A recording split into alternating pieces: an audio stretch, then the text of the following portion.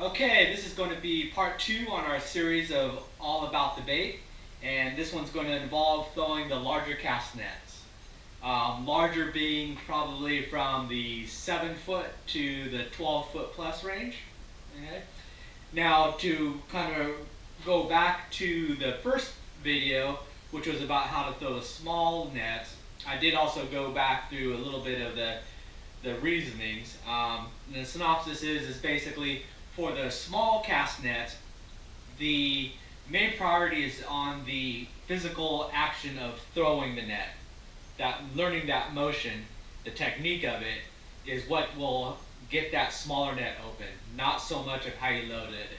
So in that one I showed the most basic way of how to load the net and then showed the action that requires to get that net to open. On the flip side, large nets though, it's almost the opposite. Okay? The priority is on the setup of the setup of the net, and the minimalist part is on physically throwing it. Now, the method that I'm going to show you is called the third load method, and it is based on that principle. It's a very easy to understand how to throw and get your larger net to open up.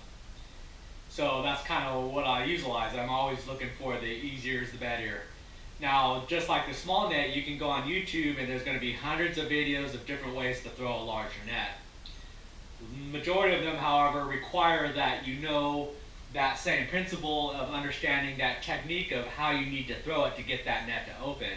And I personally think with a larger net, you're dealing with a lot larger cast net. You're dealing with a lot larger weights, so it's a lot heavier. You're dealing with a lot more rope. And then trying to get that detailed action to figure that out is difficult. And plus it's even difficult to learn because you're having to deal with a big bulky cast net each time you want to try to get it right. And then you get tired really quickly and it gets kind of frustrating.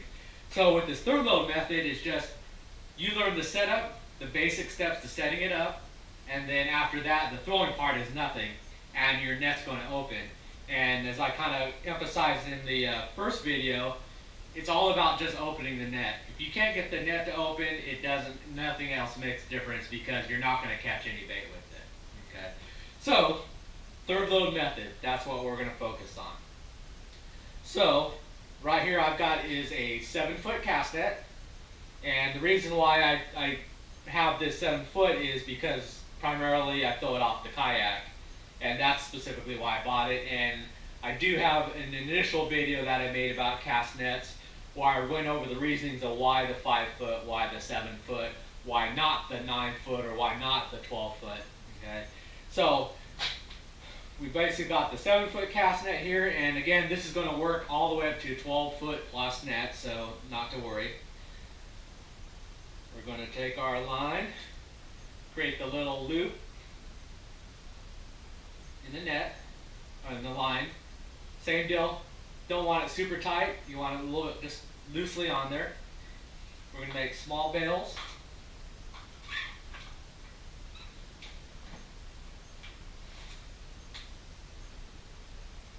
And that's just to get the rope in a manageable way. Then we're going to go about the most important part about any cast net, small net, medium net, large net, is that you need to make sure that the net is not tangled in any way, the braille lines are straight, there's no twists in the net, and then that up the bottom, none of the weights are tangled at any point. So what we're going to do is, again, just grab you can adjust, you can grab it right at the neck if you're comfortable with that. I like to grab a little bit down farther. Holding it up, bring it right to next to me so I'm holding it as high as I can, and then the weights are basically dangling on the ground. And this will allow me to go through and make sure that there's no twists or kinks in the lead line. There's a different way of doing this, but because I'm using a manageable net, even on my kayak, I can just stretch it out. That fixes the straight up and down, and then it's manageable. Even in my small kayak, I have just walking it just that little bit, 6 inches at a time, and I can see that that net is cleared. Okay, now we're ready to go to the loading process. Again, if you don't do this part, it doesn't matter how you load it, how you throw it. If you've got twists and kinks in it, it's not going to open. So you might as well not even throw it. Okay? So we've got the looped line coiled up. Grab it first there. Then we're going to grab it right around the hip waist length. And then we're going to just bring this around, and we're just going to grab it with our hand. So everything with the rope and the net is there. And it's basically just at a comfortable waist length. You will adjust this depending on if you're in a kayak, you might have higher rails. You might be in water, so you basically have to keep the weights out of water. So you're going to grab the net lower down here, so you have more clearance when you throw it. Or versus if you want to throw it up narrower, shallower, closer to you, you can do it up higher so that you get the net opened up more, so it'll open up closer to you. Okay. So in this trial, then we're just going to do just a right in the middle, just a comfortable waist length there. Okay. Then, the reason why they call it a third load is that we're going to split up the net into thirds, 3 different sections. We're going to have 1/3 of the net. The first part of it is going to go over our shoulder, and it's going to rest just right on the shoulder there. Then we're going to separate the remaining weights into half, which will make it a 1/3 and a 1/3. 1/3 of it will stay in our right hand, and 1/3 of it will end up in our left hand. And then that's the third load. 1/3 in my left hand, 1/3 in my right hand, 1/3 over my shoulder. And that's basically it. That's all we're going to do. So the way I do it is I reach over, grab a third, and then put it over my shoulder. Some people will also do is to grab a third of it here, which is about a third of it, and then going under your shoulder and then throwing it above your shoulder. It nets out to the same result. You just want to get a third of the net over your shoulder. I just find it more comfortable reaching over the back. You want to do is, so you don't get any tangles, is start with just a small tip of it and then just finger crawl it to gain that extra third that you need. Once you've got that third, then it's comfortable just to throw it over my shoulder, and it just sits there. Now there are some cheating points that you can do, especially in the beginning, to make it even more effectively open even easier. I'm not going to show you on this setup. I'm just going to show you the basic, quick and easy route, and then I'll go back and do it a second time with the 3 different extra steps that you can do that I would recommend doing right in the beginning. But just to show how basic that this net throw can be, I'm just going to do just the minimal setup, okay, because that's always I prefer to do. So we've got that over our shoulder. Now on the inside, you're going to pull the inside of the 2 lines that is over our shoulder, the closest one to you, okay? And you're going to grab that over, and you're going to put your hand inside the net with the back facing out. And what that's going to allow us to do is now we're going to separate these remaining weights into half, and that'll be a third and a third. So what we're going to do is just use our hand to basically flick it up and bring it over, flick it up, bring it over. And by doing it a little at a time like that, you're making sure that you're not twisting it up, okay? Now once I've got it separated to 2 halves, or third and a third, okay, I'm going to roll my hand over so the palms are facing up, and that's going to allow me to just let the cast net slide into my hand. So I've got the bulk of it there, and then the last piece of it is the actual tag line there, the lead line, and I'm just going to let it drop down so I could catch it and put it between my thumb and forefinger. Okay, that's the most basic setup of the third load method, and you can always tell when you're doing a cast net setup by how open that net is going to be how easy it is going to throw that net. So right now, that net is basically open, and that's all we're going to do. So our throwing motion is going to be just like the small net. It's all fluid, okay? It's rock it forward, rock it back, and then throw it out. Now, let me see, okay, so, well, let me show you this. So we're just going to when you're ready to throw it, you're going to go 90 degrees to it. So as you're facing forward, you're going to be pointing, throwing down to your 90 degree, just to wherever your side is pointing. So that's why you want to just aim with your feet so that you're just parallel that way. Then when you're ready to throw it, you can just kind of rock the net forward, and then as it catches the peak, you can use like a pendulum. It's going to swing back. You're going to swing back with it. Once it finishes loading up on the top and the back, then it's going to start coming down. You're just going to follow it along and throw it out. And the motion of it is that you got it, you run it forward, swing it back, and then your motion is basically throwing it out, just like you're going to give a hug. You're reaching out to hug somebody. And that's basically all that you're doing. You don't have to do any spins. You don't have to do any weird motions. You just evenly want to just throw out a hug. Okay. Now, the net result with the third load method is this. When you throw it out, okay, the 1/3 of that is in your left hand. Okay. And this will, to easier understand it, what you're basically doing, everybody thinks, oh, I got to throw a pancake, a round pancake. Realistically, it's easier to understand you're throwing a square or a rectangle, either one, but basically a squared object. And you're basically trying to target to making a square, and that makes it easier to, in your mind, of what you're trying to do. Okay? So when you go back, you throw it out, that left-hand side, the 1/3 that's in your left hand, is going to go out in the kind of a 45 degree to the left, and that's the far left front that the net's going to go, of our square. Okay? Then we throw it out, then the right hand is going out towards the 45 degree to our right hand side, and that becomes the forward right hand side of the net.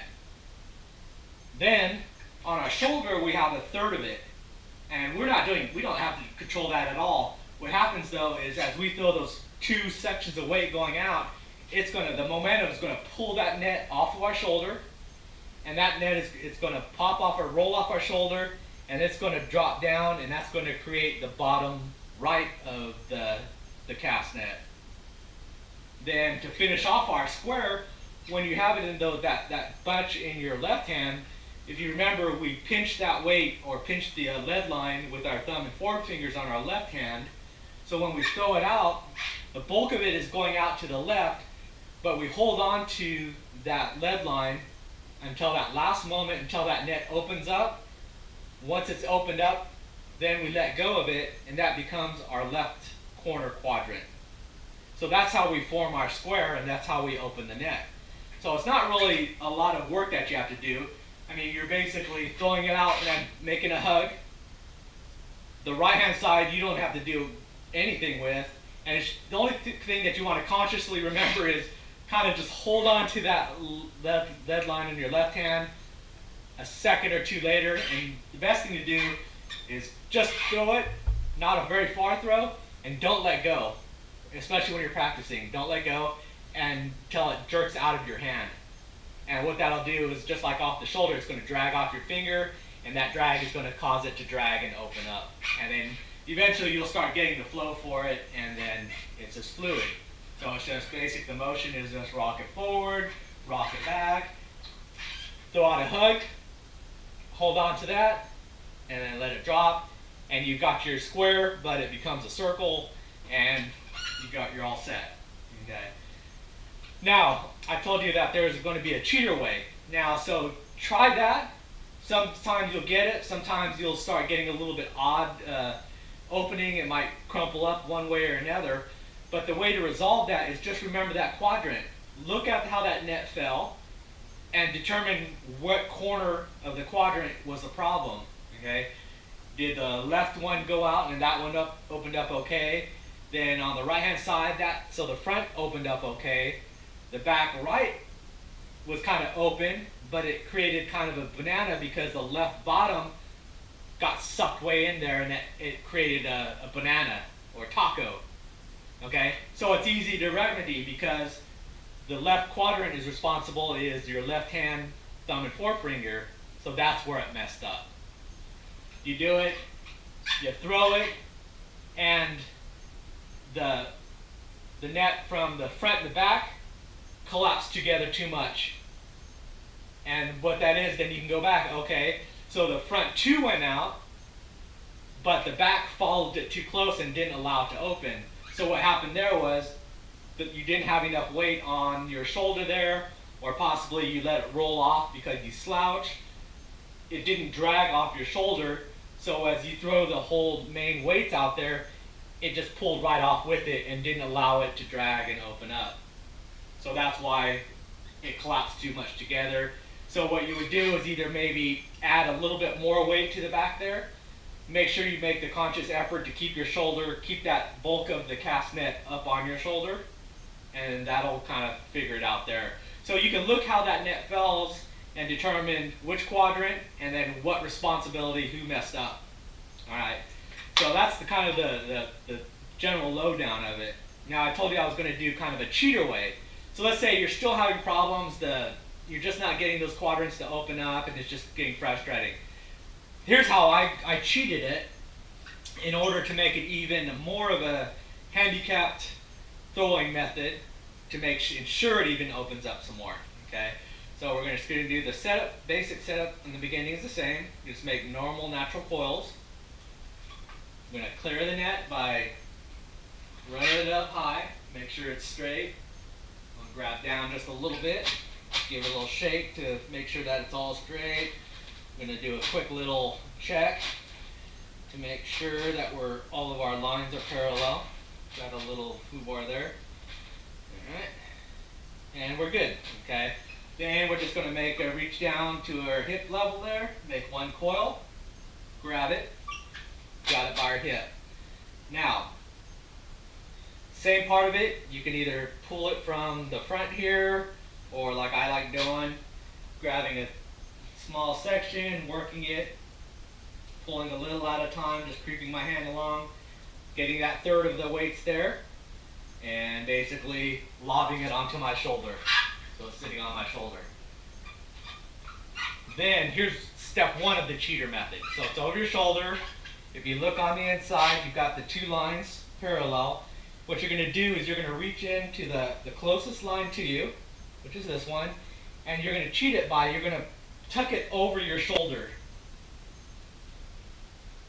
And you're just going to basically tag it over your elbow and your shoulder.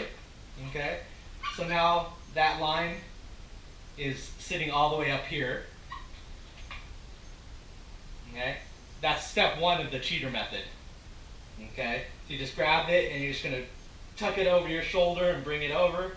So now it sits up here. It's connected up here. Okay?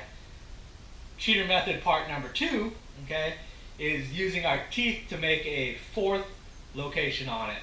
So in a basic general location, you're going to get the rope part of it and you're going to put that in your teeth. Like that. Okay? Then you're going to do your flicking to separate the half. Okay? Turn your hand. So when you're flicking it, you're doing it with the back hand. Then you're going to open your hand, let it roll off. Then you're going to grab the lead line with your thumb and forefinger. And that's basically the cheater method here. So if you look at it versus the before, now you can see how much more that net starts out open. So now look how open it is compared to before. Okay? And you're throwing it the same way, just rocking it on it back, and then go for the hug. Now, what that cheater method does, by having that split, instead of both lines coming over your shoulder and down, having that one over your elbow and over your shoulder and bring it up front, all that does is it opens up the net by 2 foot, or whatever your arm length is, maybe a total of 1.5 feet each, so about 3 feet of that of the circumference is being opened up by doing that. Then by tucking it in and opening up to your teeth, you create a fourth contact point to make it guaranteed though. So if you're having problems of the timing of letting go with your fingers, having it in your mouth will help that drag even if you mess up with your fingers. So having that 4 points is even opened up more, so you've almost doubled the starting area of the net. And then when you throw it out, the teeth part of it will be a fourth contact point for opening up the bottom left-hand quadrant, and then it opens up nice and easy. Okay, so you could just basically use those as a crutch in the beginning. And that's exactly how I did it, and sometimes I still do it when I want to be 100%. I do a one and done, or if I throw it in the wind, or if I'm throwing it up very close, I'll use those methods. But other times when I'm in a rhythm, it's no big deal. I'll just do the quickie cheater way and just throw it out there, run it, throw it out there, so I can do a fast repeat throw if necessary. But otherwise, that's basically how to throw that net there. I will add, I also use that third load method with the small net when I'm on my kayak sitting down. By using that third load method sitting down, I can choke up on everything so the weights are barely hanging, so it'll clear, but yet it's already open quite a bit, and then I just need to lob it out to the side and then it opens up. Where it wouldn't be possible because you can't have the weights dangling very much. You're basically holding it up and in and tight. So anyways, that is how to throw the larger cast net. Only difference between the 7 and going up to a 12 foot is that you might have to do a second coil because it's so long. So you'd have 2 coils in your hand instead of 1. But the rest of it, same thing. Throwing it, just a little bit more weight. But what you do is that you just use that momentum even more is focused. It might take a little bit to struggle to get it up going farther, but you get that weight moving up. That heaviness of that 12-foot weight is going to just cause that pendulum to swing a lot more on its own. So you just follow it on, just add no pressure to it. It gets to the top of the pendulum, and you just add a little bit of a force with it and throw it. And that keeps the weight off you. You're not forcing anything. You're not carrying that weight. It's just free swinging on you. And you just throw it out and you're done. So anyways, next part of it, watch it in action, and hope it helps. Thanks.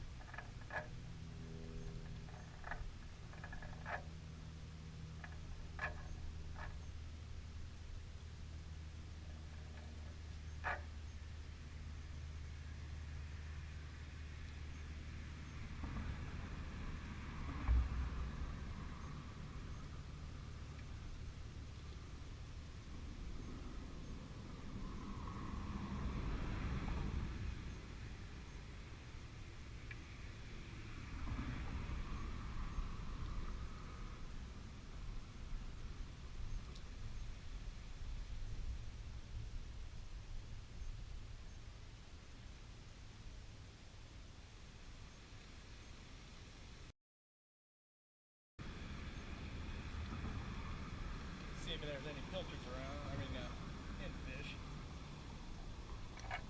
I'll do a couple of these shots and then you could throw it.